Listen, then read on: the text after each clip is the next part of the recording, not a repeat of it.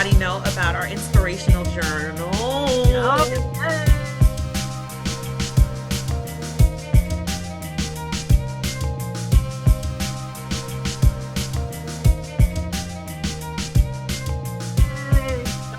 have a laptop? If you got a laptop, iPad?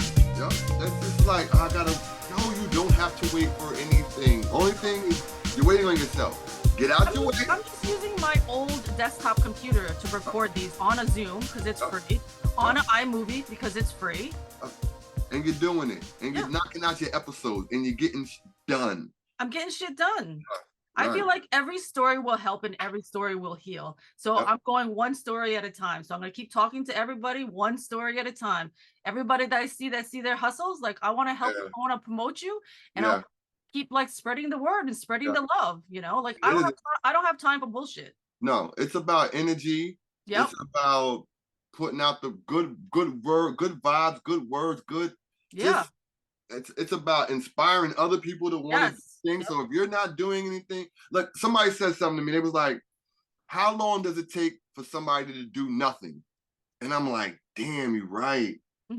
Like for you to take years to put out no music or take years to put out no art, like what are you waiting on? Yeah, like what are you doing? Like, but then like those same people will be complaining. Right. And then bringing negative energy. Like, no, there's a feeling. That's trying to knock you off. They'll throw you. No, I don't know, Linda. That might not be a. I don't know if that's a good. Well, it works out for you. No support. You're like, God damn, it's gonna work, bro. Don't worry. I know it's gonna be okay. I've tested this out, but I mean, that's one thing with me is like no matter what somebody says, you got to have your own confidence. Hey, we're always ready to go. But that's not me. Like I am always wanting to help people. Like you got something you love and you're promoting it. Let me help you. Like I'm always about like connecting people. So like that's how I started with Art and Hustle. Like I saw all these people, amazing artists. I'm like, I want to hear your story because I want to know how you got.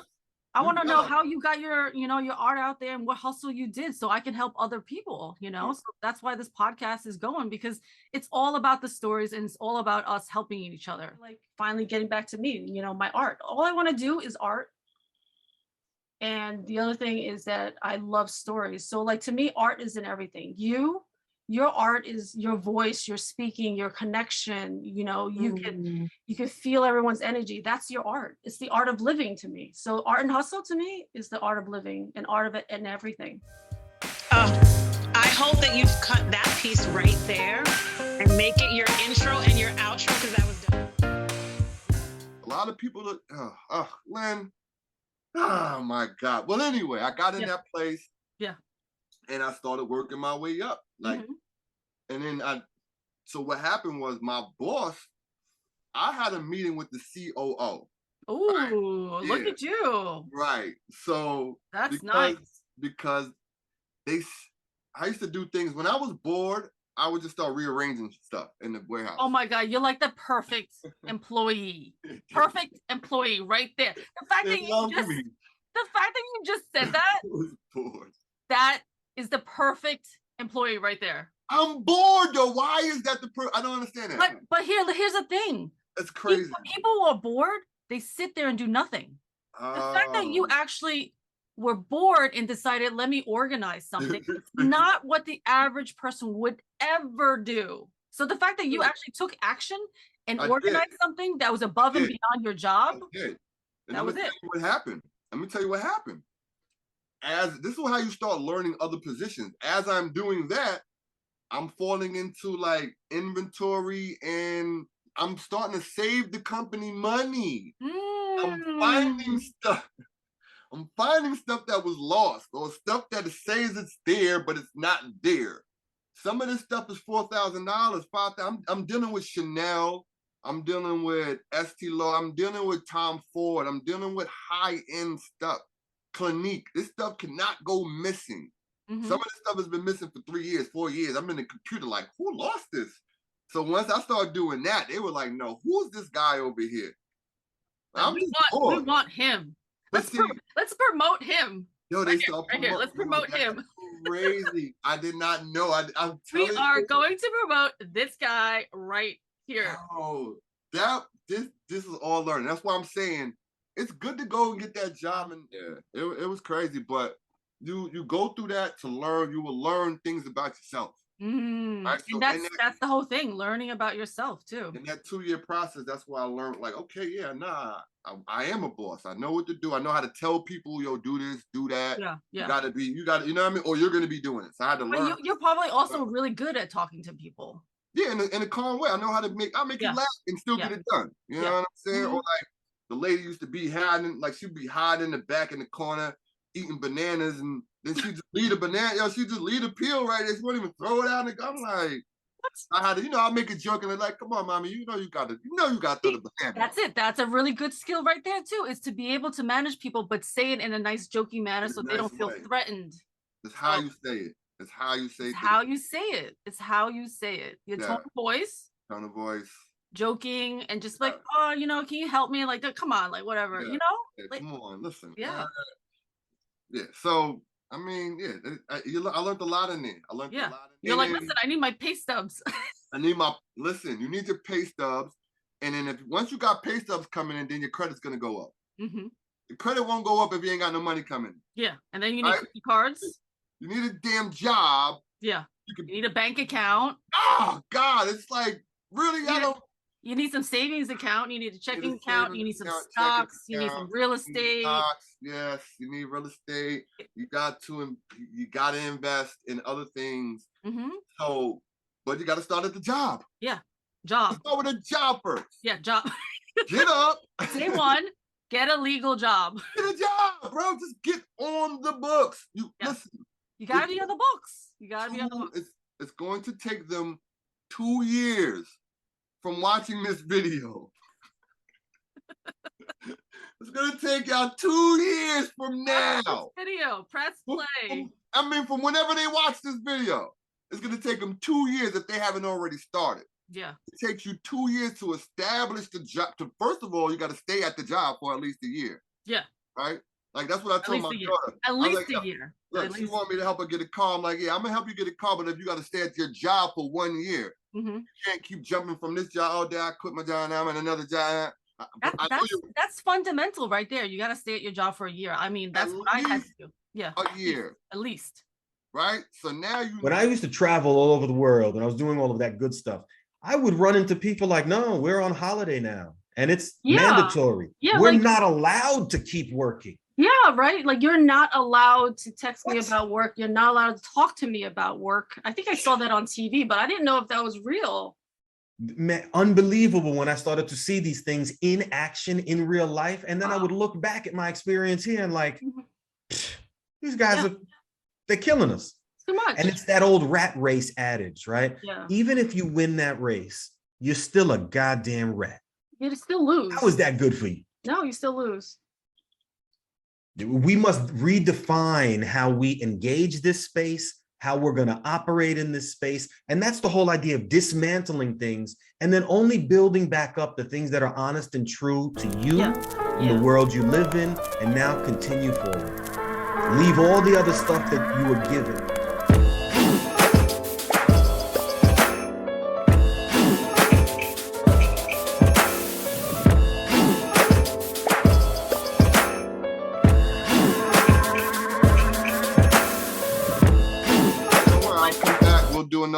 We'll do another at the Pull Up Media Studio, and I have my background and all of that behind me. Yeah. So I should have stayed there last night. Meeting information. Are you gonna be there later? I don't know. No, they having a podcast from 7 to 10. Okay. No, I got 2 employees in there. Okay. So they're always doing something. They're young. They're like 20. They just came out of college. And they're busy. Those really? Yeah, they make me feel like I'm not doing anything. They're so really. These young kids, they're not playing. They're coming fresh out of school. Yeah. And they're teaming up. It's like 3 or 4 of them. Yeah. And they all have the same goal. They all want to make beats and do stuff with music. And they're like, they remind me of me and my crew 20 years ago. I swear to God. Like so they're working on their stuff and they're getting paid to work there? they pay me to work there, and they can make their profit off of whatever they do on their own, on their side. Oh, that's awesome. Yeah, and we work together. If I can't do something, I'll send them down to them. If they need me, to send them up to me, and we work together. But I don't know them from a hole in the wall. Oh, that's awesome. All right, you ready to start? Yeah, let's go. Let's go. Let's go. All right, welcome to the Art and Hustle Gallery of Conversation. I would love for you to introduce yourself. Hello, everybody. Some of you might know me as KAYO Konfusion. I recently changed my name to OG KAYO because I've been doing this for over 20 years now. So, you know, it's time for a name change, a brand change. Sometimes you just got to reinvent, you know, 10 years of the same thing. You might want to just freshen it up a little bit, but it's the same person, right? And then recently I opened up my own studio and in CORAM. So now you could come down and do your podcast, film editing, music editing, and we might be selling artwork soon too. So yeah, maybe some artwork from Art and Hustle. It might be a little wall up there, right? Yes. A little collab between Art and Hustle and KAYO. Yes. So yes, it's all about art, music. Everything is art, right? So you got art form, you got your music form, you got dance, right? It's all incorporated in art. So yeah, we're all in the same bag together. It's not just, they think like a studio is just recording, and it's not just recording, it's more than recording. Yeah. So I mean, yeah, we're branching out. You know? That's awesome, because that's how I feel. I feel like art is in everything. It is. You know, and to me, like, I turned the podcast into the art of living.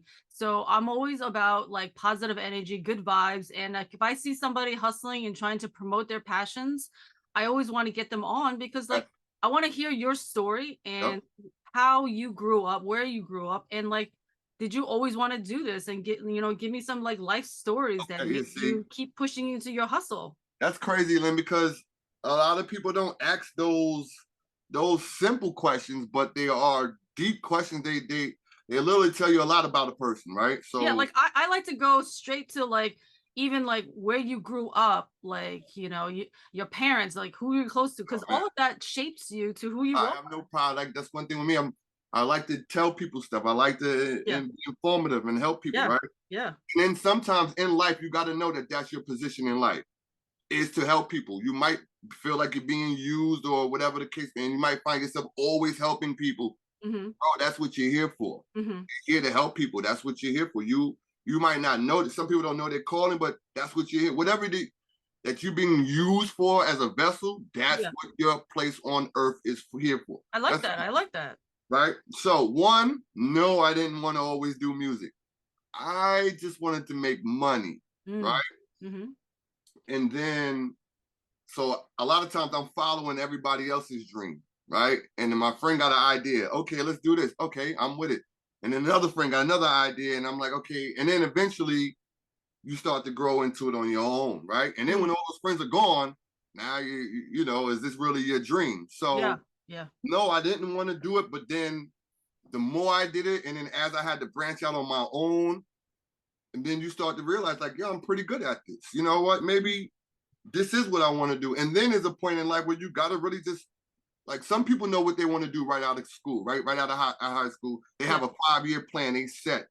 There's some people that still out of high don't know what they want to do, right?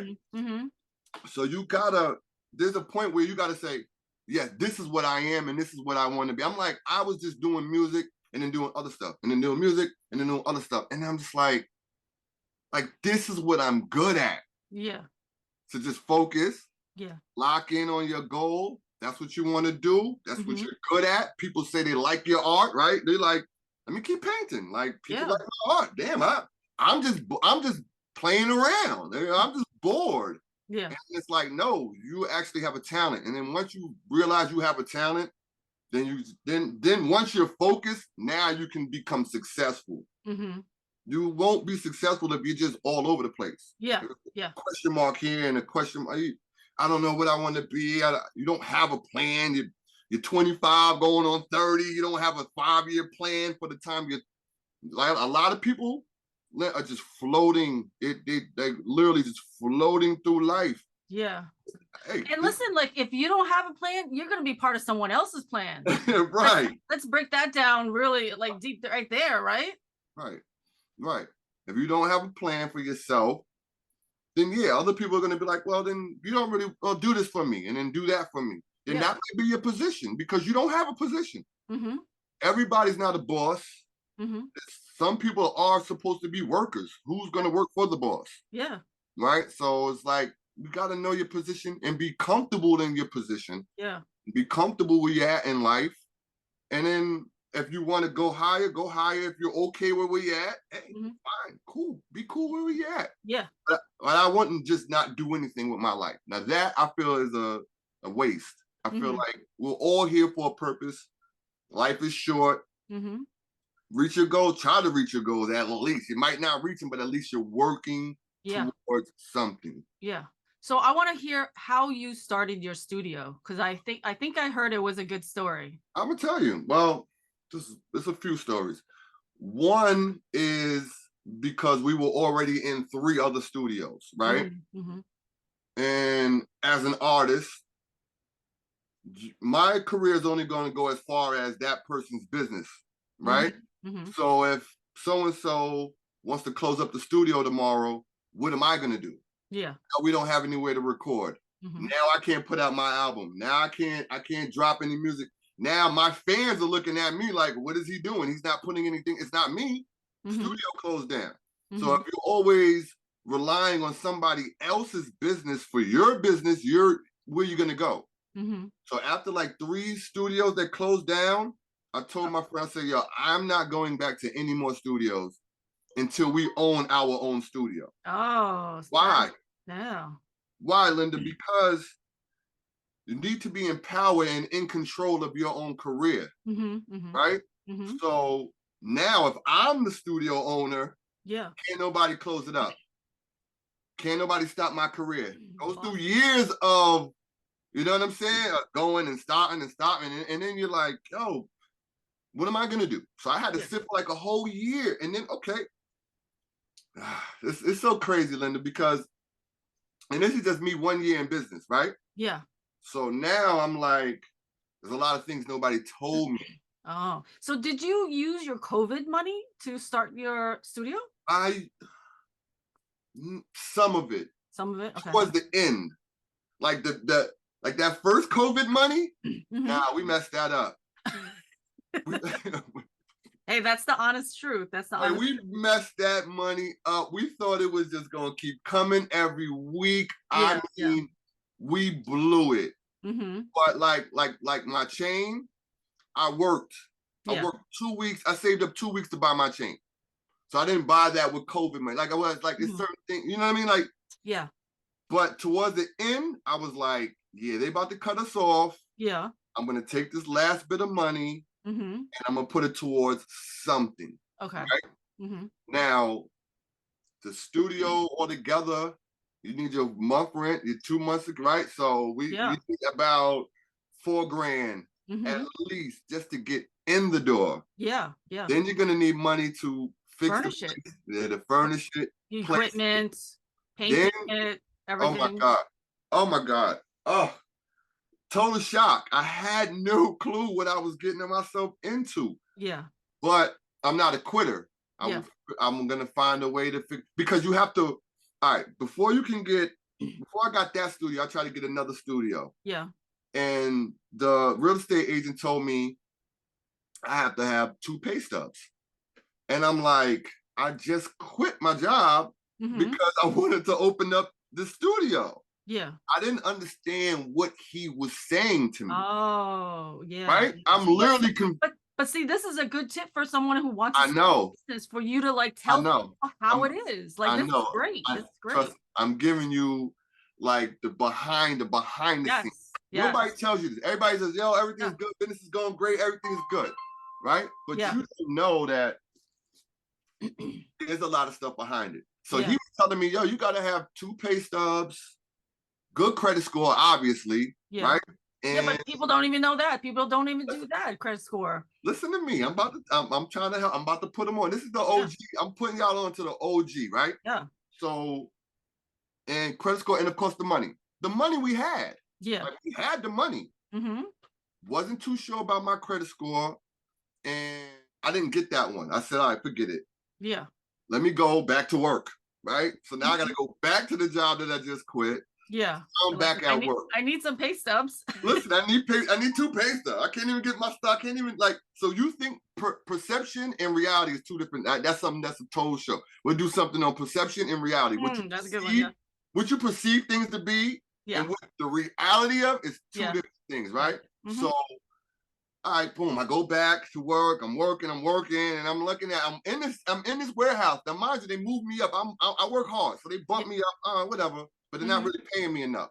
And I'm in it, and I'm just like, as I'm listening to the Ray, I'm like, this is not where I'm supposed to be. Now I'm back in the job, and I got to find a way to get out the job, right?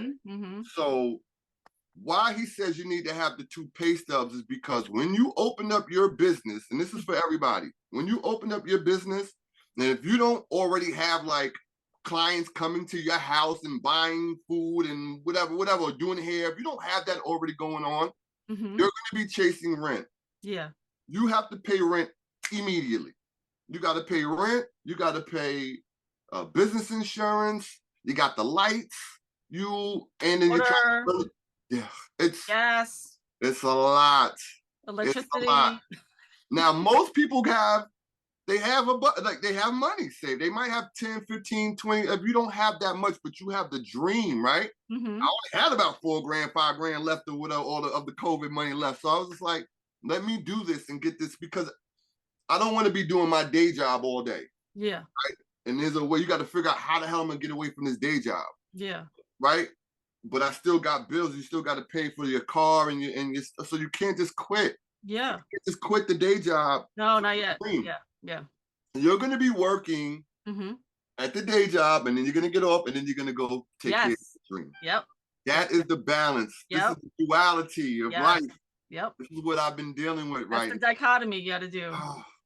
Oh my God, Lynn. So yeah, a lot of people, you will have to work. Yes. While you're opening up your bakery shop or whatever it is you want to do. Yeah, you have to keep a job. You have to keep money coming in.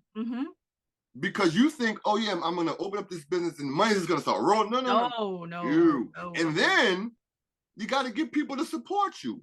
Like, we support the 7-Eleven, Carvel, Walmart, right? Walgreens. We go to all of these businesses. Y'all don't realize y'all supporting somebody else's business. Now, when you or me open up our own art gallery, our own art studio, who do we need to support us? We need those same people that go to all these other stores all day. Yeah, to come by you. Trying to support.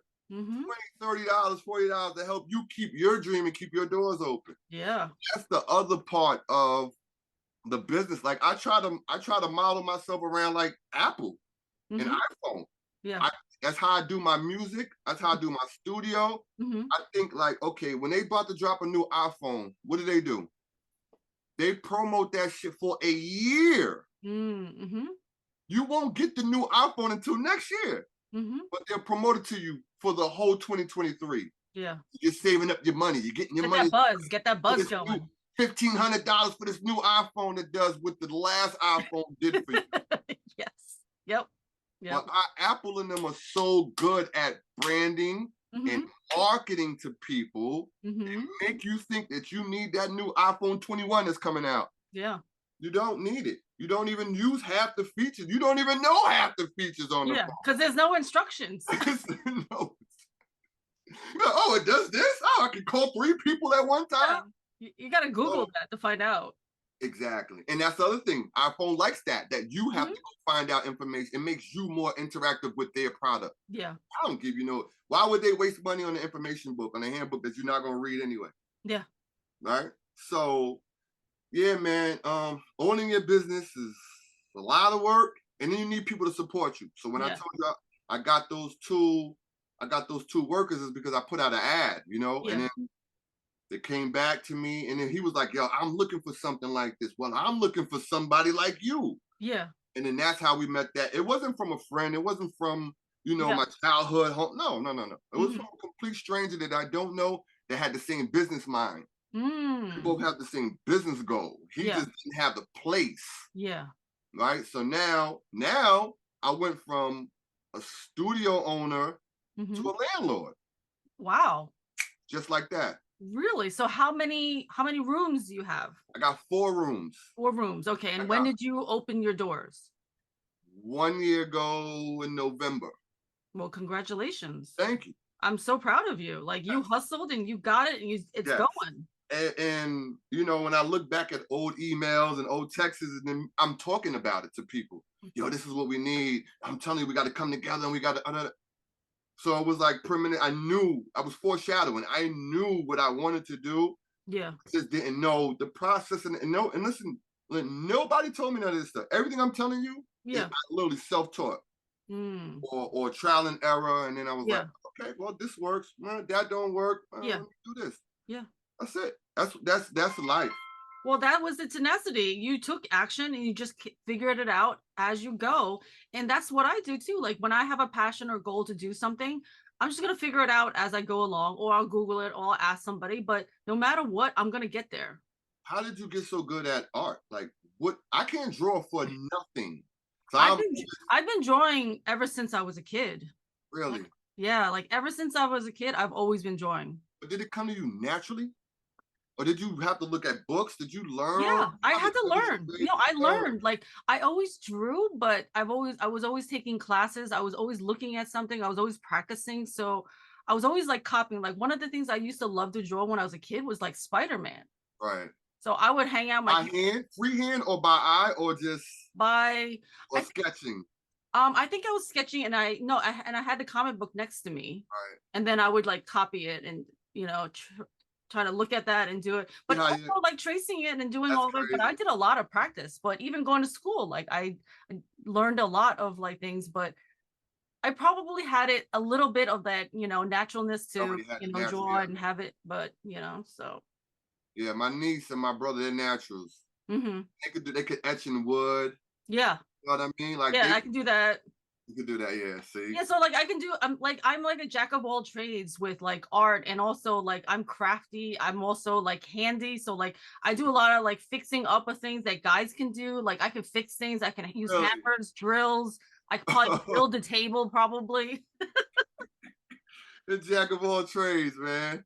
I taught myself how to fix a flat tire this summer. I Googled it, and I fixed my own flat tire for the first time. Listen. But for me, like, it seemed really hard. It seemed crazy, right? It seemed crazy. I can fix a flat in 30 minutes, or less. But to me, it was really hard because to me, it's like, you always feel like, oh my God, I'm a girl. Like, it's probably really hard. I don't know what I'm doing. What if my tire falls off? Yeah. It's not, I mean, listen, there's a certain way to put it back on, and you got to go in the star pattern, right? You got to go left, bottom, top. That's what the YouTube video told me. Your tire will fall off if you tighten them all in a circle as it's turning. It's unlocking the lugs. You'll see it go right past you. That's scary. That is crazy. So you got to know that. I did it. That's how I know. My tire fell off and it rolled. No. Yeah. Yes. It's happened. But so the star, they do the but star. It's not hard. I had a friend call me like, "Yo, Dre, I got a flat." I'm like, "Okay." So I run over there. I get my whole thing. I got the little jack with the little top, and I did it in 30 minutes. Had that man back on the road. Wow, that was good. I hope you got paid. Sure. Listen, anything could be a business, but I don't want to take businesses on. When I told you, that's another hustle. That's another hustle right there. I know what I'm good at, but I'm thinking about doing like a scrap because my friend. He just came home from jail. He can't really get a job, right? Yeah. So I know that, okay. I know a friend I used to do scrapping at the end of the night, late at night. And I'm just like, you know what? I'm about to get this truck. It's going to be the phase 3 of my business. Because I have about 4 or 5 businesses that I want to do right now. So that, I want to do Turo, with car sharing. Yeah. Like a lot of... If you could get like 4 to 5 different passive incomes coming in. Yes, that is the word. Listen, during COVID, my main ideas was like, I need to figure out passive income. Passive income. That's my goal right now. Passive income. And it's on your phone, right? So we just got to figure out what it is you like to do. I know at the end of the night, my friend is not doing nothing. He's strong. Yeah, me and you, and I'm riding around. I'm seeing all this junk that's literally money sitting in front of people's house. I'm like, yeah, me and him gonna start this scrap business. Yeah. Or like open up, like turn one of your rooms into a thrift store. Into a thrift store, something like that. No, thrift my store? rooms are good. No, all my rooms are gonna be rented. Oh, okay. So Okay. from, I can't give all the secrets, but Mhm. just half is taking care of the bills, and then the other half is going into the profit. That's good. What I that's would do great. is probably open up another one. Once that one is filled and booked out, Yeah.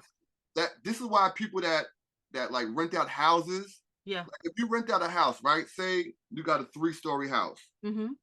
and you're doing $1,500 at the top floor for that family, $1,500 for the family. And I've been in a house like this: $1,500 for the family in the main level, and then $1,500 for the person in the basement. Yeah. That's $4,500 you're bringing in a month, Yeah. and then that's maybe $50,000 a year Yeah. for that house that they are renting. They're never gonna own that. That's nice. That's some nice passive right there. I'm telling you, $50,000 a month. This is why people have one or two houses. Now the key is, do you have your credit right, and do you have the down payment to get the house? Yeah. People are not good at saving, Yeah. and a lot of people don't even care about their credit score. Yeah. Right? So once they see it at a 5, they think, damn, I can't get instead of 5, I'm whatever. Yeah. And they just keep it at a 5, or they have bad spending habits. Right? You don't need everything that you think you need. You don't. Save up. You got to be. I've always been good at saving money. I've been saving money since I was freaking 17, 18. I had saved up like 50,000. Yeah. Early when I was a young kid. So there, I knew, I'm good. I'm good at money, right? Is the $10,000 hump. When you get the $10,000, you're gonna get itchy. You're gonna be like, damn, I can go buy anything. You got to act like you have zero. Yeah, you got to act like you have zero. That's how I think. Like, even though I have money saved, I'm always like, no, I'm broke. Zero. Like, no, I got none. Yeah, no, I always act like I'm broke. Like, no, that money is for emergencies. I'm saving it. Like, that, I'm not going into it. Key. That's the key to having. That is the key. The key is like, don't be spending all your fucking money on like frivolous shit that look, you have 10, right? And then you go, all right, let me borrow 5. Let's just go out and go on a trip or something. Now you're at 95. Then you let me borrow 1,000 because I want to go get this PS5. I got 10,000. What's 1,000? Now you're down to 8,500. Like, you're literally just start chipping and chipping. Then your car breaks down. Now you need 600. Now you'll find that 10 and went down to, damn, I only got 5 now. And then that 5 goes to 4. And that 4 goes to 3. Then no. You want to act like you have no money. And take that 10 to 11. And take that 11 to 12 and 13 and 14. Once you start getting over those humps, then you're good. It's a mental thing now. Yeah. Mentally, people. Yeah, it's all a mental thing. Yeah, people. You can give somebody like, it's crazy because you can give somebody 20 grand right now, and they'll mess it up by the end of the week. Yeah, they'll be broke. They just blow it. You got it. So a lot of people got to ask themselves, like, am I really good at managing my finances? Do I really need all of this money? Because if you get all that money, what are you gonna do with it? Yeah, you don't have a plan yet. Yeah. Now you, Linda, you might have a plan. All right, give me 20 grand. I'm about to go open up this little gallery. I'm about to get it. I'm about to do this. Yeah. So, but other people are just sitting around like, I just want money. No, I'm not fucking around here. No, I'm hustling. I'm gonna get myself and I'm gonna keep pushing forward. Yeah. How do you make that 20? That 20 should go to 40. You know what I mean? Like, how do you? That's how people got to think. Like, how can I make this 10, 20, make this 20, 40, make this 40, 80, get a comfortability in your bank account, and then go do all of that fun stuff that you want to go do. Yeah, yeah. But, everybody's not good with their finances. Everybody's not good at making money. And that's why you have some people that rent, and then you have the renters. Yeah. That's just the reality. And then now you're a landlord. I'm definitely a landlord. Yeah. And I like it. It's because I'm just like, yo, what's going on with the rent? Oh, my fault. I forgot. Boom. Click, sends it. Cashaps. I never see him. I don't have to go. He doesn't have to give me. It's just Cash App. And I'm like, damn, is this easy? But it's nobody wants to tell you. Nobody wants to tell everybody the secrets, right? To being better, to making money, or having what they had. Yeah. So they would think, oh, let me keep this to myself because I don't want to see you come up. But I don't care. I want to see everybody come up. That's why I'm doing this podcast, because it's the art of living. I want to give everybody the tips and tricks. Cut it. cut, but it's okay. I edit them all together. Oh, okay. Yeah, you do editing and clipping it. I noticed. I was like, yeah, she got her Final Cut. No, you're using iMovie. iMovie. I see you freaking out the other day. The iMovie cut down and cut off on you or something. I was like, girl, you gotta get Final Cut. I know. I don't know how to use those other ones. I've just Trust me. Listen to me. Final Cut is for dummies. Is it? Yes. Is it better than? Yes.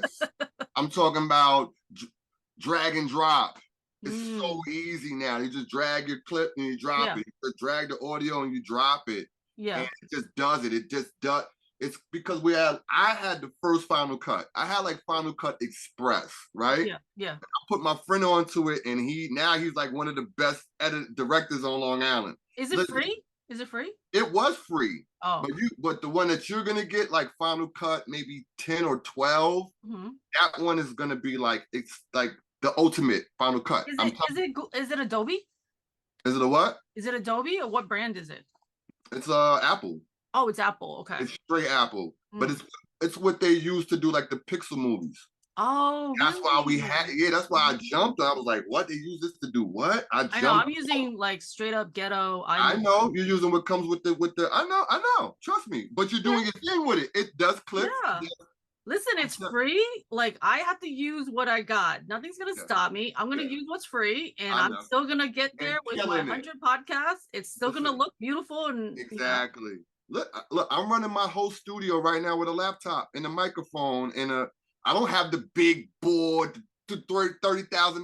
I don't need all of that. Get it. That's what I mean. Like, that's a major tip in itself. You got to use what you have, because people are like, oh, I don't have this. I don't have that. I can't do this. Listen, you have a phone. You can use your phone. You got social media. You got free marketing. You got Instagram. You got Facebook. You got TikTok. You got Snapchat. If you're not promoting your business and using your phone for yourself, you're wasting your time. Wasting. What are you doing? They're looking at the phone. What are you doing? And then people want to complain like, oh, like I can't do this, I can't do that. I'm sorry, but those are just excuses. Listen, this is the one. Oh, I need this before I gotta get the camera before I do. Yeah. I need this. Yeah. Like, what, bro? No, you have a phone. You have a laptop. If you got a laptop, iPad. Yep. That's just like, no, you don't have to wait for anything. Only thing is you're waiting on yourself. Get out your way. I'm just using my old desktop computer to record these on a Zoom because it's free, on an iMovie because it's free. And you're doing it. And you're knocking out your episodes and you're getting done. I'm getting shit done. I feel like every story will help and every story will heal. So I'm going one story at a time. So I'm going to keep talking to everybody one story at a time. Everybody that I see their hustles, like I want to help you, I want to promote you, and I'll keep like spreading the word and spreading the love, you know? Like I don't have time for bullshit. No, it's about energy. It's about putting out the good word, good vibes, good words, good. It's about inspiring other people to want to do things. So if you're not doing anything, like somebody said something to me, they was like, how long does it take for somebody to do nothing? And I'm like, damn, you're right. Like for you to take years to put out no music or take years to put out no art, like what are you waiting on? Yeah, like what are you doing? Like, but then like those same people will be complaining. No. And then bringing negative energy. Like, no, there's a few. They're trying to knock you off. They'll throw you. No, I don't know, Linda. That might not be a. Yeah. I don't know if that's a good. Well, it works out for you. No support. You're like, God damn, it's gonna work, bro. Yeah. Don't worry. I know it's gonna be okay. I've tested this out, but I mean, that's one thing with me is like no matter what somebody says, you got to have your own confidence, right? Because you're gonna have the negative. I used to get mad. I used to argue with people in the comments. Like I'd be like, "What? You ain't like my song? Are you fools you?" And then like, bro, you can't do that with you can't fight the world. You have people that like it. That's a tip right there. You can't fight the world. Listen, for the people that like it, I love you. Exactly. You didn't like that? Cool. It's not for you. Yeah. Well, that's what I mean. Like, not everyone's gonna like my art. Right. You know what I mean? People that do dig it. Yeah. Hey, right. Like me. Like I'm like, nah, she's dope. That's what you do it for. Yeah. Exactly. I'm not doing it for the haters. I'm not doing it for the people that don't like what I'm doing. Like it's not for you. Yeah. It's for the people that are like, yo, KO, you killed that. It's for the supporters. It's for the people. Yeah. It's You for the know, like supporters. even like look, even when I was performing in Brooklyn, and shout out to my boy Skanks because he brought me out on when Yeah. he was headlining. He's like, yo, Kel, you want to come and do something? Like, Yeah. yeah, I'm honored. You know what I'm saying? Like, yeah, I'm coming. So, you know, when you perform, like, you know, you get your clap and all of that at the end, Yeah. but then there's gonna be the couple of people that walk by you like, yeah, man, you killed that. You know what I'm saying? Like, they don't want to tell you in front of everybody. They want to do it on a, yeah, man, you were dope, man. You know what I'm saying? Like, all right, bro, thank you. Like, you wouldn't know, but they're gonna catch you in the corner on the side and be like, yo, bro, I like what you're doing, man. Keep doing that. Some people literally keep me going. There's no other reason why I would keep going. Yeah. You know what I'm saying? If I didn't think it was good, if I wasn't getting good reviews, what you think I wouldn't even be out here? I could go do something else. Yeah. Go get a 9 to 5 with everybody else or something. So yeah, if you getting love, go for the love. That's what I'm doing it for. I know why you think, you know what I mean? Because you know people love your art. And you're like, okay, let me do something else today. Yeah, exactly. And it's something that I love that I have to do. Like when I have a passion to do something, like I'm gonna figure out a way and I'm gonna get it done. Yeah, that's what I've been doing this whole time. I mean, music keeps changing. So every year people are trying to do what, you know, what somebody did last year. So they, you know, it used to be mixtapes. Now it's not mixtapes. And then it was the DVDs, and now it's not DVDs. And then now they're trying to, well, now everything is internet. So now you damn near got to get your song on TikTok somehow and get somebody to dance to it. And this is the thing, like, as we get older, things are going to change. You're either going to change with them or you're just not going to be able to figure it out. You got to be flexible. You have to be flexible. You got to be flexible. You need to be open-minded. Yeah. You know, you got to be positive and you got to keep pushing your passion. Yeah, use these tools. Look, I couldn't get you on the phone. Jumped over to the laptop. You know, we'll figure it out. We'll figure it out. We'll figure it out. That's why I was like, no, take your time. It's all right. I'll just, you know, figure out my line of questions that I have here. Yeah. So talk to me. I mean, my dad was a drummer, so I got a lot of that from my pops. A lot of the music is from my pops. But my family, they are all like singers or into the church or something. So I've always been around music since I was a kid. Yeah. And did you always grow up in Central Islip? Where were you born? I was born in Brooklyn for 1 year, but then I grew up here in CI and CI. So yeah. What year did you graduate? I didn't graduate. Oh, okay. I didn't graduate. I chose to go to the streets. I just was like, they're not teaching me nothing in here. Yeah. The teachers at that time didn't care. They would tell you, listen, I'm going to get paid if you come to school or not. I used to be like, really? So okay. When did you leave? 10th grade. 10th grade? Okay. 10th grade, 11th grade. I did get the GED. I knocked the GED out without even studying. Yeah. Like the GED to me was like a big SAT test at the end of the year. I'll be honest. Yeah. I was like, yeah, I'm gonna knock this out, bro. This is easy. I've been passing all those tests. My thing was authority. Like you're not gonna tell me I can't go to the bathroom. You're not gonna be talking to me crazy. I just didn't like it, and I still don't like authority. Like I'm not gonna lie, I just spazzed on a cop the other day. Oh my God. He pulled me over for tinted windows. Yeah. Now, weed is freaking legal, bro. I know you're not bothering me over a tinted window. Yeah. What's the real reason why you're pulling me over? I mean, we know what it is. Yeah, well, I'm looking at it. I know what it is. Yeah, we know what it is. I get it. Obviously. Because I'm in the parking lot and all I see is tinted windows. So I know you're not pulling over half a Long Island for tinted windows. No, it's the tint on your skin. I know. Yeah, it'd be so bad. And I was in the middle of my job. I'm working. I'm like, and I told him I'm working, and you still gonna sit here and give me a ticket, which I'm old enough to know that the ticket is just because y'all need money for the state. Yeah. And then 2, he just had to fill his quota. Bro, he got to fill his quota, and then I got to take time. He knows I got to take time out of my day, right? So I got to take time off of work to go pay for this damn ticket that you about to give me. Yeah. Why? Leave me alone, right? We're not in the streets no more. I Yeah. know you can't find the drug dealers. You don't know where they're at because we're not doing that anymore. Yeah, yeah. On Like our phones. we're trying to hustle something. We're trying to here. hustle. Oh, We how got much? families. How We're much is doing the tinted Uber. window ticket? What happened? How much is the tinted window ticket? Oh, you know, I don't know. I told that man I'll see you in court. Oh, okay, good. No, listen, I'm not. Before we would just be like, yeah, no, I'm gonna fight y'all. Every time you bother me and I'm not doing something, I'm gonna fight you. I will see you in court. I'll get a lawyer. At least I'll try. But I'm not just gonna be like, okay, officer, and then take my ticket. Well, I didn't do anything. Yeah. You know what I'm saying? I wasn't doing anything wrong, bro. I know you're not, bro. We are smoking weed right now. Yeah. There's no way in hell you're bothering me for it. Like Suffolk County gotta stop, bro. Leave the people alone. And basically, we don't have. Listen, and this is for like all of us. We don't have the money like that. We don't have money for dumb tickets. We don't have money. We're trying to pay our bills, our car note, rent. Yeah. I don't have money for a $125 ticket right now. You know they're not doing this in other neighborhoods. And they're not doing this in other neighborhoods. Like, you think that they're gonna stop like a sports car tint?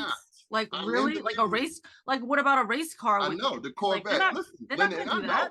I'm in the neighborhoods. They actually, this will be a whole nother thing for Suffolk because what they send them into our neighborhoods, the low income neighborhoods, they send the whole police force. And then if you go into the other nicer neighborhoods and drive around, you won't even see no cops because they're not there. They don't need them there.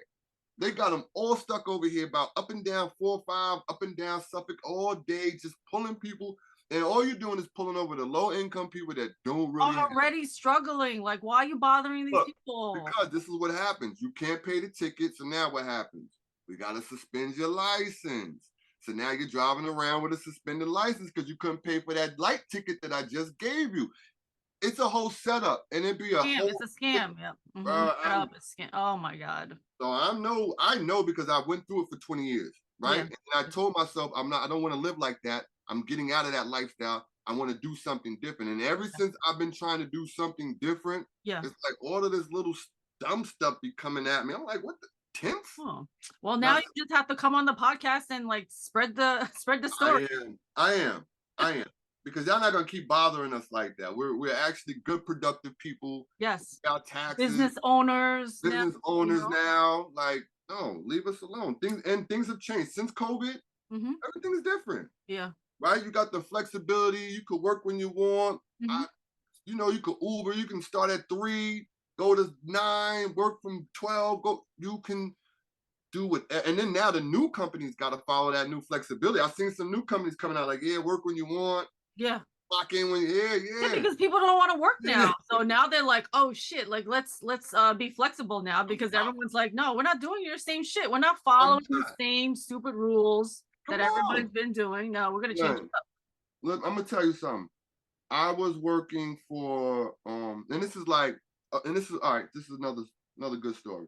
This is for when you want to change your life, right? And you want to get out the streets and you're just tired of that lifestyle. You've been selling weed for 10 years. You didn't really make no money. You know, you're just like in a cycle. You're just like, what do I do? Right?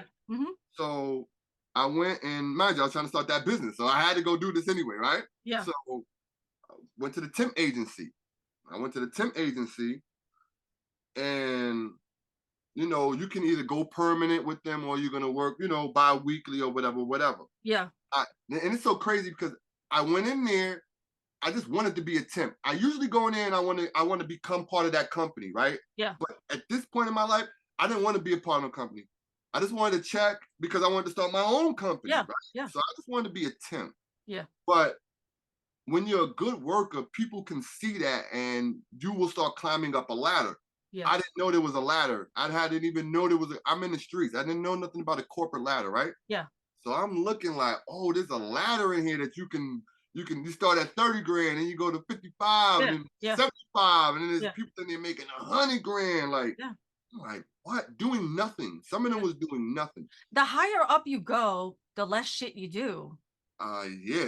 That's the higher up you go, you're basically telling all the workers behind what you to do. Yeah, you're just telling everybody what to do. Like, yo, you need to do this. You need, like, you're a manager. That's what's called a manager. And have you ever been that? You been that far before?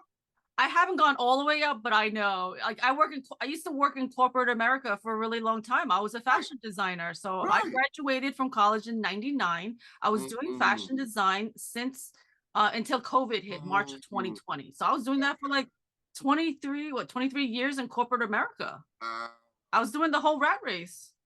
Okay, I never knew nothing about the race. See, you was in it, I was in the street. I was in the rat race. I was in the rat race. Oh my God. And people be like, listen, all right, the story gets crazy. So I get in there and I'm just doing my thing, and I'm starting to see people like, I'm seeing all the street dudes. I'm seeing dude had the MS-13 tag, like everybody's in there and they're all hanging out. They're all hanging out. Dudes from Winding, everybody's hanging out. I'm like, oh, this is where y'all at. They not in the streets no more. Oh. They pay us more, right? So now we're getting about $17 to $20 an hour. So when you start adding that plus overtime, you're bringing in $1,000 a week. That was the first time I brought in $1,000 a week from a job. I'm like, oh my God, the streets weird. What streets? Y'all crazy. You're like, I'm taking this money, I'm saving it. Bro, I don't gotta watch my back. I don't gotta do nothing crazy. Y'all just gonna give me $1,000. Plus you get bonuses and all this other stuff. I'm like, yo, I see. My man was in there with a Supreme shirt on. He had some white Air Force. I'm like what?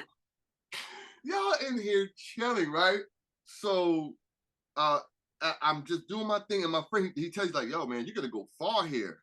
And I'm looking at him, and I'm like, go far? I don't even want to be here. I'm just a temp, bro. It's like, you're gonna go far here. I'm like, and he was right. I didn't know. Like, lo and behold, I went from a temp to a supervisor to owning my own warehouse, right? And he was like, then he brought the workers by that had been there for like 2 or 3 years. And he was like, yeah, he's gonna be in charge, and you guys are gonna have to help him, and whatever he needs, you guys gotta help him. And I seen everybody's face just look down at I only been here 3 months, but but I work harder than everybody. Yeah. I don't want to talk. I just want to do my job. I just want to make sure everything is right. I want to make my money. Just give me my money. Do my job well. Yeah. And I'm not even telling them I'm doing music because I don't want to, I'm just trying to get in. I'm gonna get out of here. I'm not gonna be here with y'all for too long. But I got stuck in here. I liked it. Yeah. You're like, listen, I need my pay stubs. Listen, you need your pay stubs.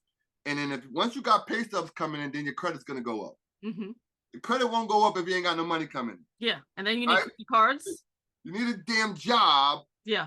You need a bank account. Oh God, it's like, really, you need some savings account. You need a checking account. You need some stocks. You need some real estate. Stocks, yes, you need real estate. You got to invest in other things. So, but you got to start at the job. Yeah, job. Start with a job first. Yeah, job. Get up. Day one, get a legal job. Get a job, bro. Just get on the books. Listen. You gotta be on the books. You gotta be on the books. It's going to take them 2 years from watching this video. It's gonna take y'all 2 years from now. Video, press play. From whenever they watch this video, it's gonna take them 2 years if they haven't already started. Yeah. It takes you 2 years to establish the job. First of all, you got to stay at the job for at least a year. Yeah. Right? Like, that's what I told my daughter. At least a year. Look, she wanted me to help her get a car. I'm like, yeah, I'm gonna help you get a car, but if you got to stay at your job for 1 year, you can't keep jumping from this job all day. I quit my job, now I'm in another job. That's fundamental right there. You got to stay at your job for a year. I mean, that's what I had to do. Yeah. A year. At least. Right? So now you know, okay, I like this job. I'm going to be here for a while. Let me go get this new car. Yeah. They're not going to fire me tomorrow. I don't have to worry about, you know what I'm saying? So you want to, because you don't know if you even like the place. Yeah. And they don't know if they like you. Thank you. 3 or 4 months. So you got to give it time. That's what I say. 2 years. Mm-hmm. My friend watched me. My friend watched me for a whole year. He's like, what are you doing? I'm like, bro, I'm going to work. I'm going to work. I'm going to work. What are you doing? Sat back and watched me. Then when he see me pull up in the new BMW, then he was like, oh, okay, now hold on. What are you doing? What are you doing? Was he on the streets too? He was selling? He wasn't even on the streets. He would just do like off the books work. Oh, okay. Free, you know what I mean? Like freelance, like, oh, you need me to do this, and commission work. Wasn't in the streets. Wasn't in the streets. He's not good in the streets. He would get locked up too fast. He's not. Some people just not. That's not for him. Yeah. But he didn't have a job. And anything he did wasn't on the books. Okay. It was like a lawn business or something. So you're like, listen, get on the books. You got to get on the books, bro. Yeah. Mm-hmm. Like they need to be able to check your number and see how long you're doing. You need to know you're legit. And file your taxes at the end of the year, and you get tax money back. Yeah. A lot of people look, Lynn, oh my God. Well, anyway, I got in that place. Yeah. And I started working my way up. Like, and then so what happened was my boss, I had a meeting with the COO. Oh, look at you. Right. So that's nice. Because I used to do things when I was bored, I would just start rearranging stuff in the warehouse. Oh my God, you're like the perfect employee.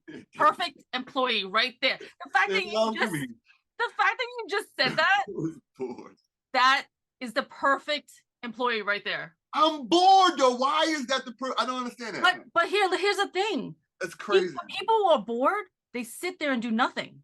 The fact that you actually were bored and decided, let me organize something, not what the average person would ever do. So the fact that you actually took action and organized something that was above and beyond your job, that was it. What happened? Let me tell you what happened.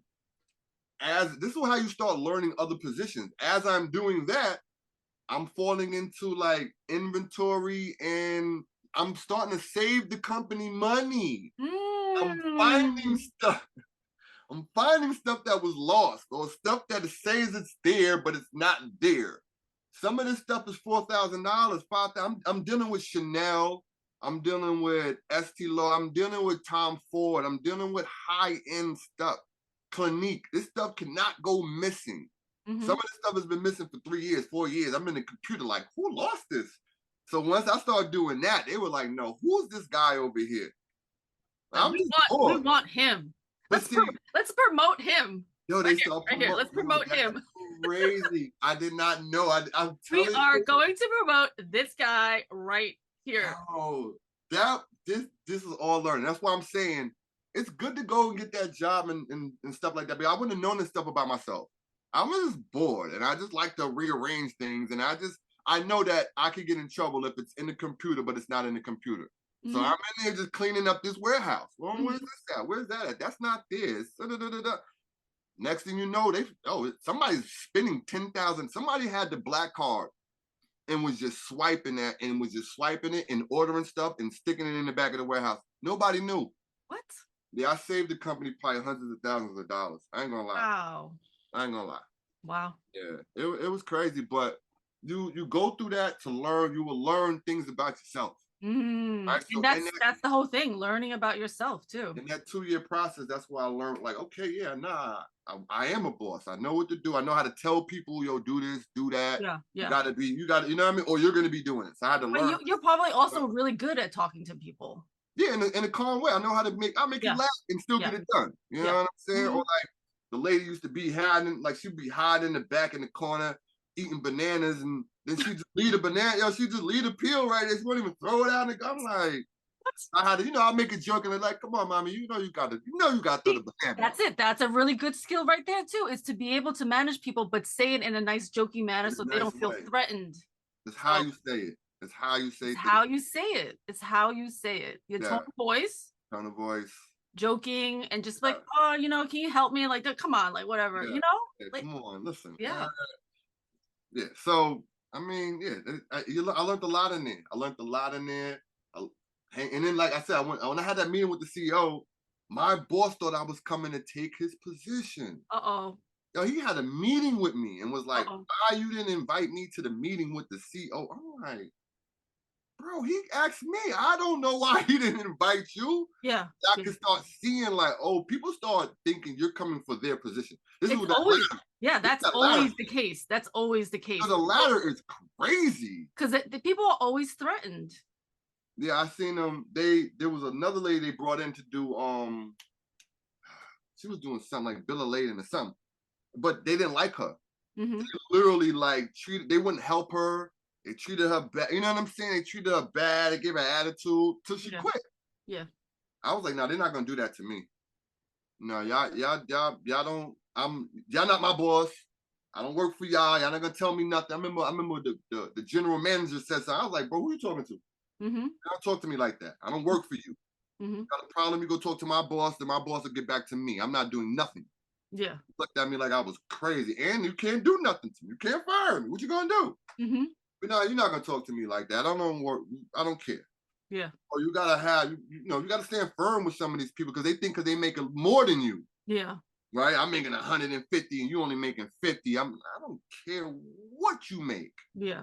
I treat everybody the same. Celebrity, regular person, everybody, I treat them the same. I'm not gonna treat you different because you make more money. I don't care if you make more money than me. You're not giving me any money. Yeah. Spending this together. But what the hell do I care if you got all You're not taking me out to dinner. What are you doing? Yo, and it pisses me off. People with a lot of money don't want to help nobody. That is crazy to me. It's funny. I think that people who have more money are more selfish and never want to share. I feel like people who have less and who have struggled are more giving with their money. They give you half. Yeah, they're more giving with their money because they know how it feels. I had a friend, we would split $10. We would split a sandwich. We were splitting whatever. To this day, we still talk about that. Like, yo, we used to split everything. Yeah. And it's not like, oh, I got it. Damn, man, you better figure it out. No. We're gonna help. We're gonna figure it out. We're gonna figure it out together. We're gonna figure it out together. We're gonna come up together. We're gonna get through this together. All right. If I'm the smartest one in the room, bet you I'm gonna make you the second smartest in the room with me. Yeah. I'm gonna start telling you everything that I know so that you can come up to. Yeah. We have to start empowering each other. Well, I was saying the other day at the showcase, I was like, yo, we gotta stop being afraid of each other. Yeah. We're afraid of each other for no reason. Like, yeah, you should be helping each other. Should be. Once you start, the more people help each other, the less afraid you be. Yes. Right? You won't be afraid to help because, you helped me out last time. I remember that. I might have a problem working with you. Yeah. Like, you always had a good rapport. I'm like, what? Linda, what do you need? Yeah. You know what I'm saying? Yeah. What do you need? You trying to grow your channel? I'm trying to grow my brand. We come together. Yes. Together. On a podcast. Even if you have issues, squash it out. We're all grown. Yep. Forward because we're all trying to move forward. Yeah. Exactly. Like we're all trying to just be happy, succeed, make some money. Like there needs to be there should just be no issues, no dramas. Like we all want the same thing. In Long Island, we're already behind the 8-ball. So because you're in Long Island? Yeah. Yes. Because we're in Long Island. Like I got family in Brooklyn and Queens and all that. And we're all connected. Yeah. But it's just like, because we're from Long Island, we gotta work twice as hard. We need to be extra together. Yeah. Like when I go to Atlanta, Atlanta's so together. Yeah. Like Atlanta was the first place I went to and I was like, yo, can you play my song? And the DJ was like, yeah, no problem, bro. Oh, yeah? I was like, yo, here's a couple dollars. He was like, nah, I don't need no money. He was like, yeah, just give it to the girls, man. I'm like, oh, you're like, where am I?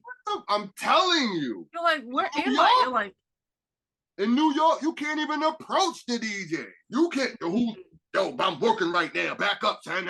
Like, damn. Wow. Yeah, I remember Jazzy Joyce did that to me, man. She went off on me. Really? Don't you see me packing up my stuff? I'm like, whoa. I'm just yo, they don't even understand how that should be messing with you. Like, if you're just an artist just trying to get your music heard, to the person a second. He already sitting in the corner, nervous as hell, trying to get up the guts to come talk to you. Yeah, and you're just being an asshole. Yo, and I'm telling you, New York, though, because it's a New York thing. We always have an attitude. We're always uptight. We're always ready to go. But that's not me. Like, I am always wanting to help people. Like, you got something you love and you're promoting it. Let me help you. Like, I'm always about like connecting people. So like, that's how I started with Art and Hustle. Like I saw all these people, amazing artists. I'm like, I want to hear your story because I want to know how you got, I want to know how you got your, your art out there and what hustle you did so I can help other people, So that's why this podcast is going because it's all about the stories and it's all about us helping each other. So you're starting, it's the start. New York is not there. Well, I'm trying to tell you, New York is not there. Yeah. Other states out of town, like they got more camaraderie. Yeah. They can come together. They can come to the club at the end of the night. They support each other. If one person is trying to do something in the neighborhood, the whole neighborhood is going to come out to his video. Oh, It's not gonna be like, that's oh, not here. listen, in New York, this is how I do shit in New York. I literally invite more people than I expect to come. Yeah. Yes. So That's how I do it. That's how I do it. If I invite, I know if I invite 5 people, only 2 gonna show. Yeah, I know if I invite 15, 10 might come. yeah. So you gotta 5 of them is going, gotta go like 20, 50. 5 of them is going back out. I'm telling you. Yeah. 5 of them is not gonna come. They ain't doing nothing. They don't have nothing special going on, but they ain't not gonna come to your event. You know what I'm saying? And it's just people be in their own thing. They think that I'm the ish already. I don't need to be. They think they're already there. You're not there yet. Yeah. There's no rapper for long now. Nobody has a deal on the table. So just take a minute, humble down, come out, support until we get there. Yeah.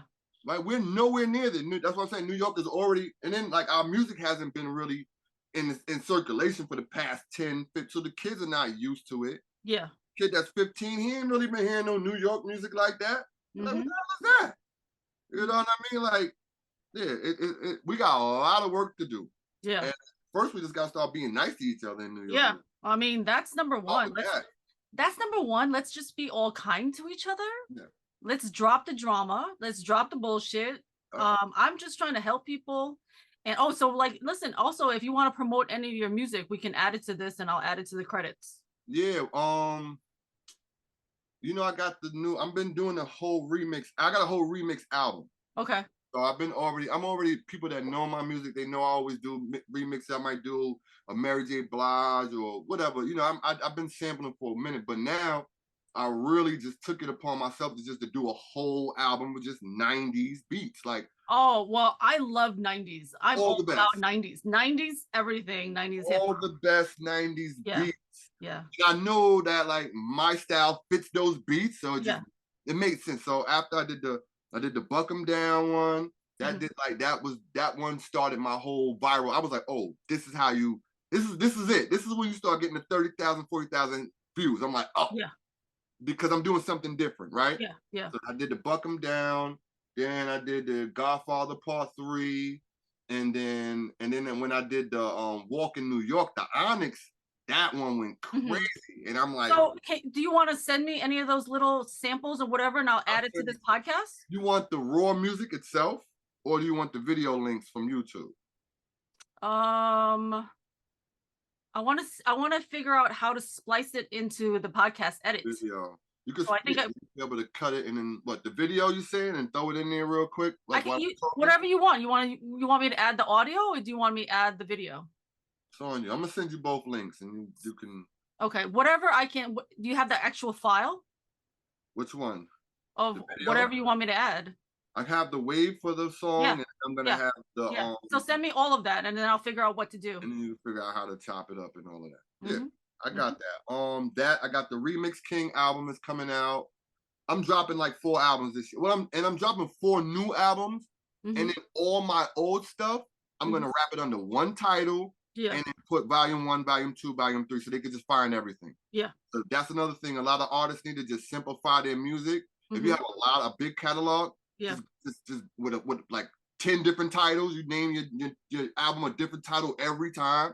Bring them all back in and just put them on a volume. Volume 1, volume 2, volume 3, so they can just start finding your music easily. It makes it easier for like Sound Exchange and all the digital, like, you know, BMI, they can find your music easier that way too. Yeah. So you could just give them one album title and say volume 1, volume 2, then they'll be able to track all your streaming. And that's great. All your past streaming. You get all your back streaming too for all the times that your music's been sitting up there and you've been getting no money for it. So, you know, there's a process in putting all the music together, putting the new albums together, and then all your old albums together, and then getting all those streaming views together, right? Because once they find out about you, then they fall into a rabbit hole. And like, I'm listening to KAYO all night. Yeah, yeah. What website do you use? Do you get paid from it? Yeah, I've used. Okay, so you got streaming, and then you got iTunes, right, where it sells the songs. We own all of that. We got the iTunes and all of that set up, but then we're also streaming. So you're gonna get your money from different areas, because some people don't buy music anymore. They just go on YouTube. So you just want to make sure you have everything registered. Okay. right? Everything needs to be registered with Sound Exchange. But you also got to have a bank account. Now, if you don't have a bank account, you're in the streets. What we said, you're not getting no. You're not. You gotta get on the books. Gotta get on the books. You guys got to get on the books, man. You got to have at least, so if you owe child support and stuff like that, you can't get it, right? But so you set up those accounts because you got to have a bank account and have a routing number and all that. Once they find your money, they're gonna send it to you in your account. You'll start seeing your money start to, and then it'll give you more focus to put out more music, more direction, and you do your little trailers and on your Instagram, and then you do this every month consistently, man. I'm telling you, you'll see your followers go up. You'll see the money start to come in. You'll be like, oh, okay, I'm about to do another album. So a lot of artists they haven't, which my man, shout out to Super Mario from D Block, they had connect all the dots. He told me, yo, connect your dots, KO. He said, connect your dots. And I literally didn't know what the hell he was talking about. Yeah. Like, talking in code. A lot of people talk in code. Yeah. You got to break that code down. And the dots are basically like your shows, your mixtape, your album, your single, right? A lot of people just putting out album, they don't even got a single. What's your single? The what you're gonna wear, the videos, the whole like you gotta have that. I just gave you 6 dots, no? That's 6 dots. Yeah.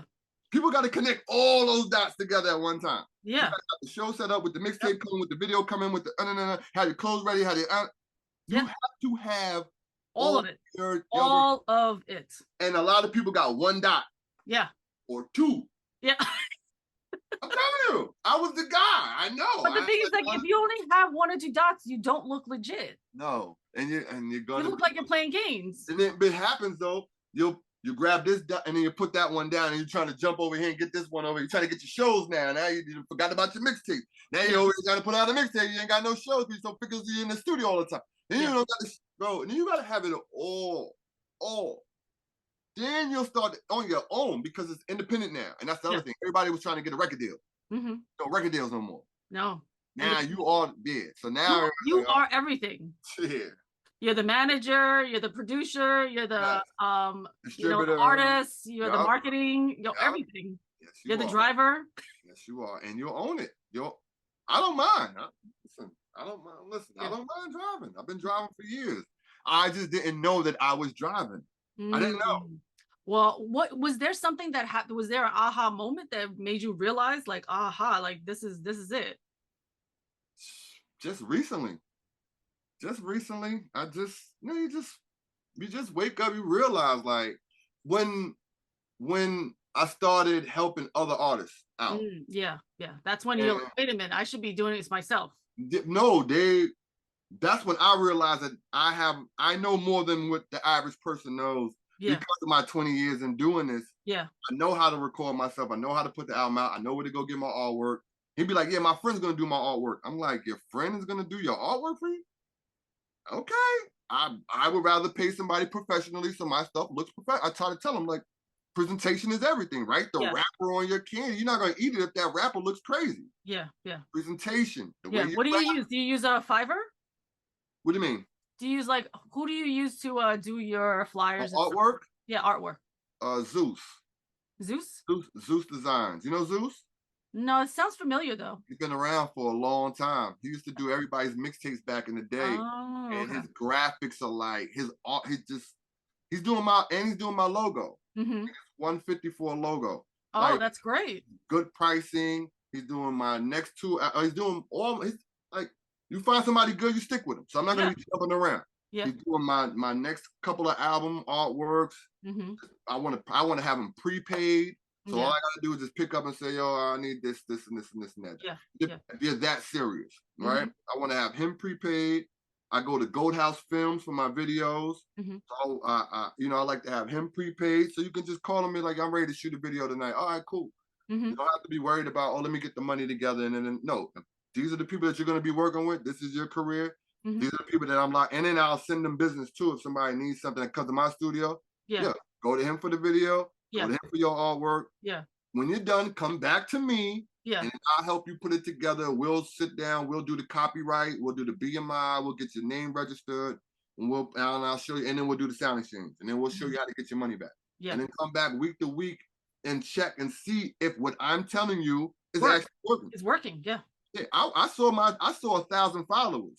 So when I see myself gain 1,000 followers on Instagram, I was like, oh, okay, because you can't make nobody hit the button, right? No, yeah. You can't make nobody comment. So you have to make people feel a certain way so that they say, okay, you know what? I like what he's talking about. I like what he's doing. I like what he's wearing. I like everything that he's got going.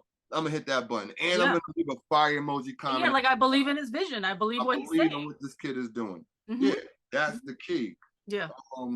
Knowing who you are, knowing what your voice is, like knowing what do you represent? Do you represent death and popping the ops, or do you represent life and living good and trying to help people? Like, you got to know who you are. It's not wrong with it. I mean, there's a duality to everything in life, right? So but you just got to know who you are, what you're here for, and then it'll make everything easier when you're rapping. I'm talking about when you're rapping. So then your music makes sense.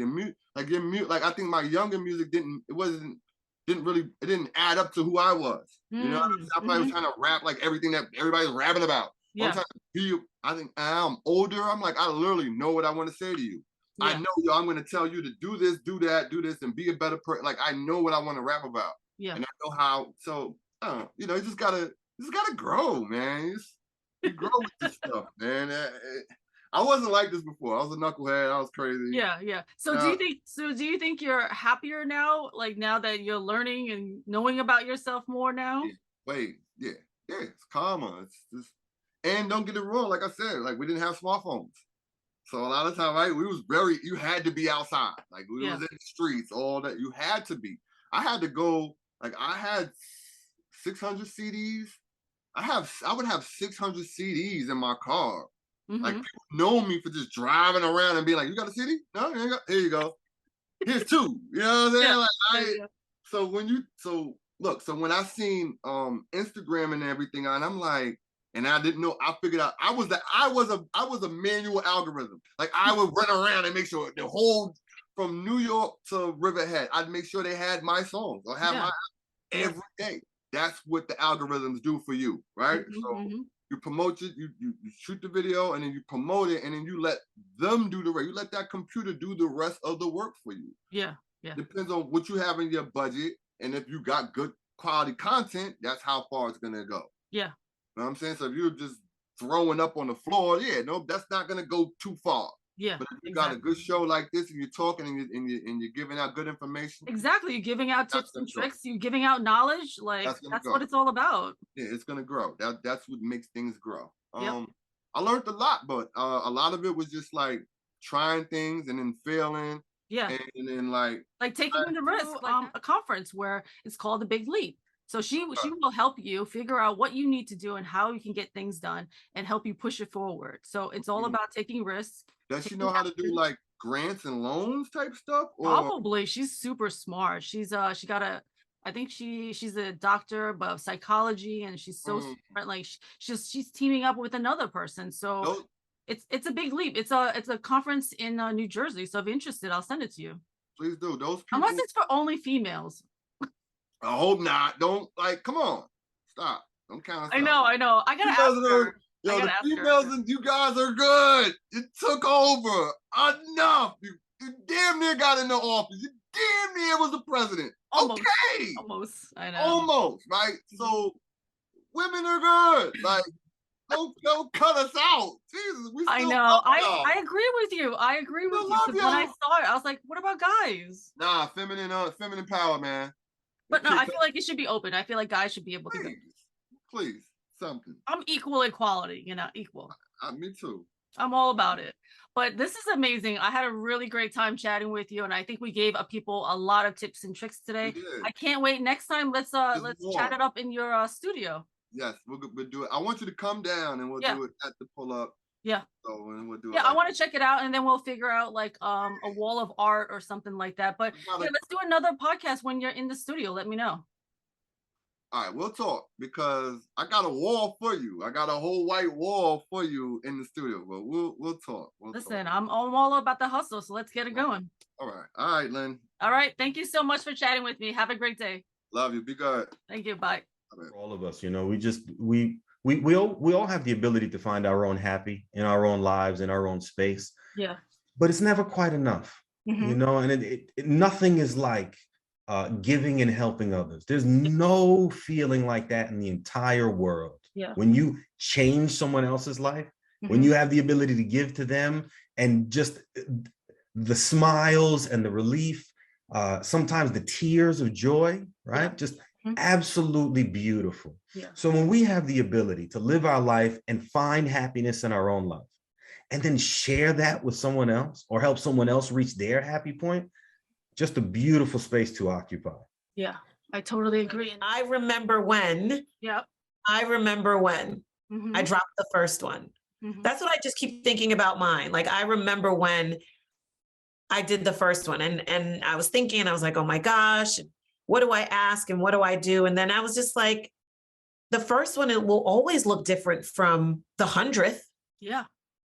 Right? It'll grow, it'll evolve. But if we spend all of our time wondering, oh, is someone going to like it? Oh, is someone having unrealistic expectations for that thing? Yeah. And we'll always be in that same space, never moving, never growing, and never really fulfilling our purpose and our dreams. Yeah, people get stuck on it, but you just have to try it and go. And to like you just said, you said like, oh, the 100th one's not going to look like the first one. So I'm happy to say that I'm almost to my 100th one. Are you really? Yes. What? Crazy? Yeah, I'm almost. That is crazy. I'm almost to the 100th one. So you have to do like a montage of like some of your best like snippets from what people said and like clip them all together. Yeah, that's what I'm trying to do. Emergence of whatever it evolves into. And look, you're on the second podcast. Here I am. We're gonna do more of these, and we're gonna see the light start coming out, and you know, the epiphanies more come out. Oh my God. It's just like when I walked into the room, I was like, Art and Hustle is in the house.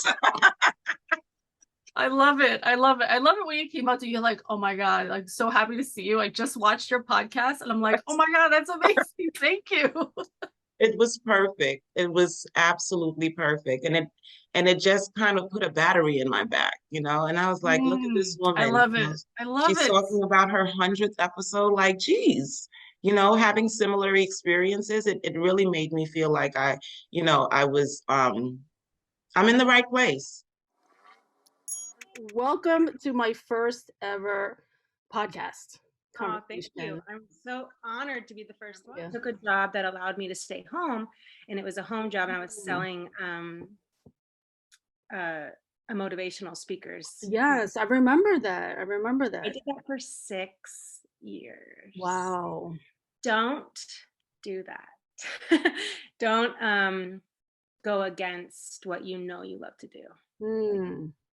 I learned that, and I don't regret it, but I know that I can confidently tell artists if what speaks to you is to create and make stuff, don't give up on it for 1 second. Like, so do you think you lost part of yourself in those 6 years?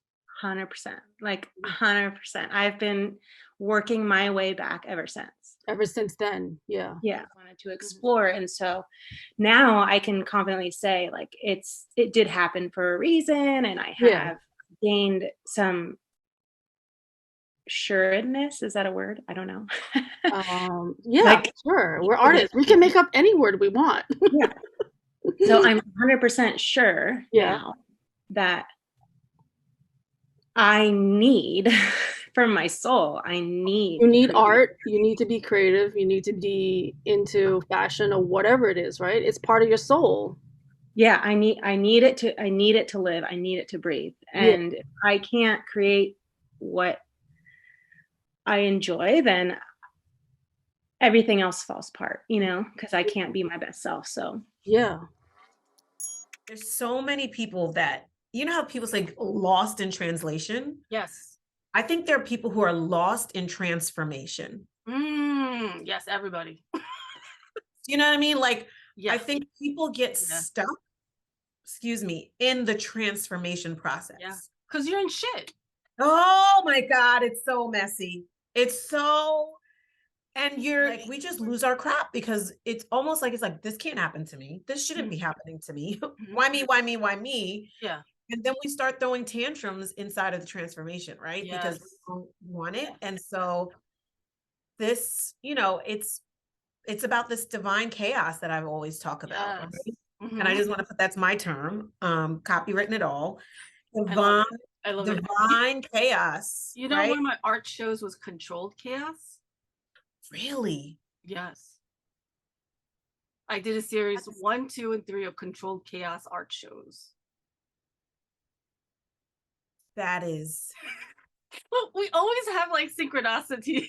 So I had to stop you there for a second. I'm like, you know, I love that, right? Because I did a version of it too, because I love the contradiction of things, you know, like, yes, like the beautiful oblivion, controlled chaos, like beautiful mess, like all of it. Because it's all, it's real. God, I love this. It's really all about our perception of over the past couple of weeks, and I'm just like so proud of our group. You know, I was like, in all that we've accomplished, you know, and continue to accomplish, and to sharing this, and you're the pioneer that's putting this out there for all of us to listen to. Because I know Josh, and I know Rick here and there, and Gary, and Mr. Schiavo here and there, and all these different people you're putting on. Sunrise Scott, who I haven't seen since like God knows, and you're just getting deep into their experiences, adult life that we were never exposed to. Yes. And you know, you're hearing what they held on to, what they could have let go, and we have a lot more in common than I think we, you know, give ourselves credit for. Yeah, and it was beautiful to have these conversations with people, because you would learn things that you would never know, you know, or you forgot. Like me, like I forgot a lot of things, but I also didn't realize some things of what they're doing now and what they wanted to do and their hopes and dreams and aspirations. So I think it's beautiful. And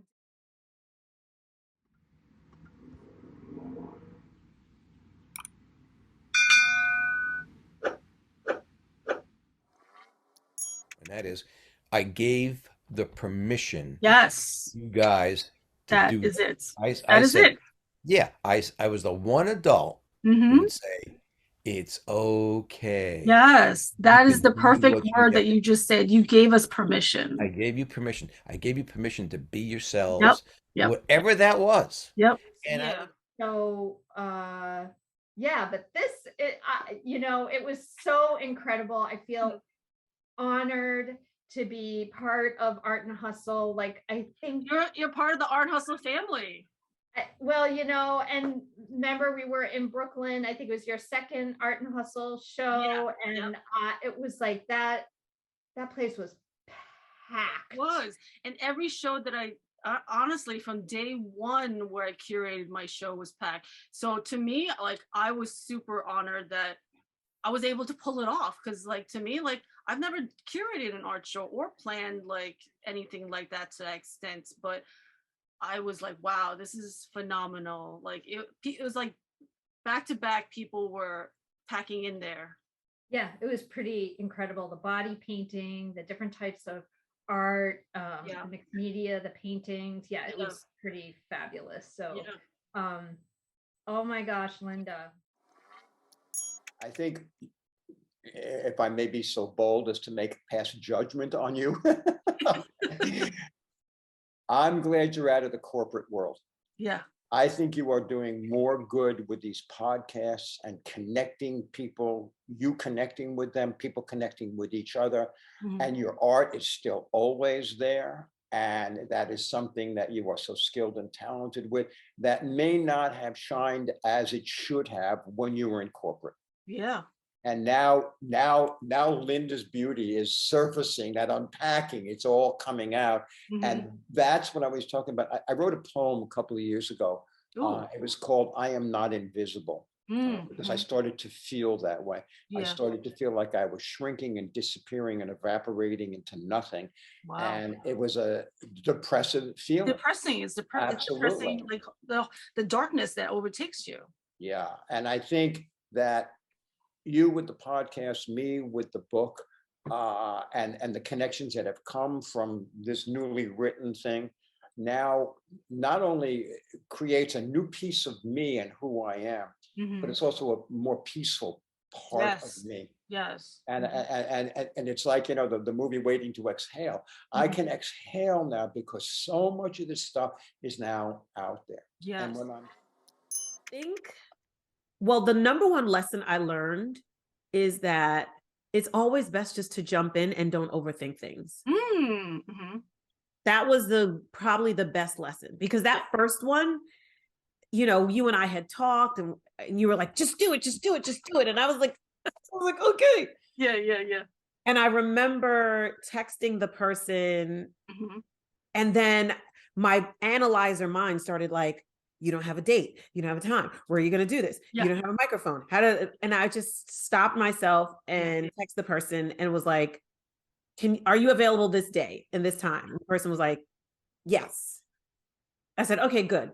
You'll do this for, and after that, like, just sticking with it. So the lesson I learned was sometimes it's just jumping in and not overthinking, because everything's not going to be perfect that first time out.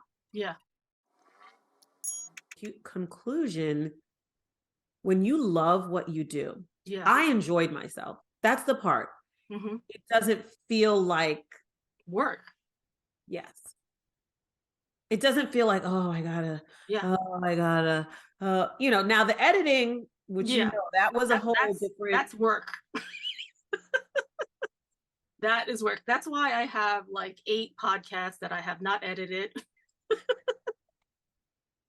They are sitting there in the folder because I'm on my last, you know me, like I kind of crazy when I get into projects, you know what I mean? Like, and I go full force. So I did so many that I'm up to like 100. So like, I mean, my last, I'm up to like, I'm up to this, the end of the year will be my, you know, I'll be done with 100 episodes. Yeah. So I'm just collecting them. I think I'm just collecting my last 20, and then I'm going to bang them all out probably, and then get them all out by the end of the year. But I think I have like, congratulations. That's dope. Like 10 or 11 more, and then I'll be done with like 100. That's dope. Yeah. Like that's, yeah. It's a huge thing, you know, from someone who never thought that I would be interviewing and talking to people this openly and being so vulnerable. I am Linda Chung. I am kind of a jack of all trades. I do a little bit of fashion design, graphic design. I'm a multimedia artist. I'm a single mom of 2 kids, divorced, and I'm, you know, the founder and owner of Art and Hustle. And I've curated some art shows. Now I've gone into the podcasting world where I want to talk about the art of living. And I feel like every story will help and every story will heal. And that's how me and Sunrise got connected, where I saw you on Facebook and I was like, I love your energy. And, you know, if you would be so kind to join me on my podcast. And this is how it's all evolved now. Now we do our weekly inspiring conversations. So I'm so happy to be here with you today. I know, we're like cross-pollinating. Yay! Yep. I mean, I love it because you have written your book and I was doing the podcast. And so since we connected, I was like, Sunrise, you got to do your podcast. I'm like, just do it. Just jump in, right? Yes. So for those who don't know, yes, I had this idea and it was stewing, and I may have recorded one thing during the pandemic. And then when I connected with Linda was like, just do it. Those are her exact words. She was like, just do it. She said, stop thinking about it. Stop overthinking it. She said, just press record and just do it. And so that first episode that everyone loves with Tenora from season 1, that would have never happened had it not been for my girl, Linda. So I'm so glad that she is on my side of the podcast to share her journey mainly because everyone knows I do this show because I want people to feel comfortable in their relationship with a higher power. For me, I call it God. Whoever and whomever you are, I want people to feel connected to something bigger. And so I love having these conversations with people with different journeys.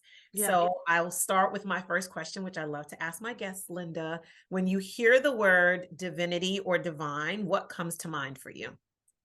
I want to feel like it's hope and it's purpose and it's spirituality. So I've always said, like, I never really wanted to call it just one name, because I feel like all religion should be all encompassing. So whatever you want to call it, whatever someone believes in, you know, Buddhism or whatever, I feel like we're all trying to obtain the same thing, where we're all feeling, you know, where we want to be in touch with something, a spirituality, a divine, your gut instincts or your intuition, whatever it is. I feel like that's what divinity is. It's all of us. It's all encompassing. So I feel like it's a little bit of everything. And it's also like our purpose and of our authenticity. So if we can all be more authentic with our purpose and our intentions, and to be in a space of who we are, mind, body, and soul, if we can be connected, then we'll be able to be more authentic, sit here with you, and to be who we are. So then there's less conflict around in the world, you know? When were you?